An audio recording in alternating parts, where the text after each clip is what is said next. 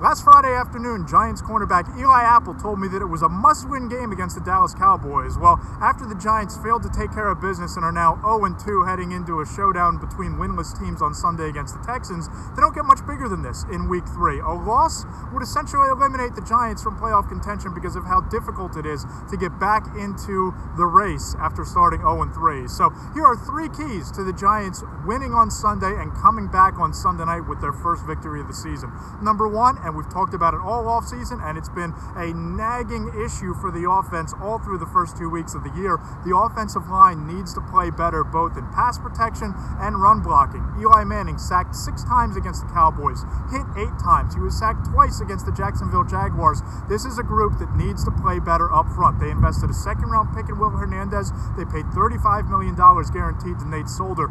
They need to play better up front. Pat Shurmur talked about it earlier this week, that one of the reasons why the big plays haven't been there for the Giants offense is because they need to block better up front. It doesn't get any easier for the Giants this week. They have J.J. Watt, DJ Reader, the Texans nose tackle who has 2 sacks so far this season, and potentially Jadeveon Clowney, who's been limited this week with a back injury, but had 9.5 sacks last year. They'll have their hands full, but the Giants offensive line needs to play better for them to have a chance to win the game. Key number 2, this is on the defensive side of the ball. We saw mobile quarterback Dak Prescott break off a couple of runs of 15 yards or more last week. We saw Blake Bortles get loose in Week 1 for a 41-yard scramble. James Bettcher, the defensive coordinator, talked about it. Pat Shurmur talked about it. Defensive players brought it up this week. They need to get better at protecting against the zone read.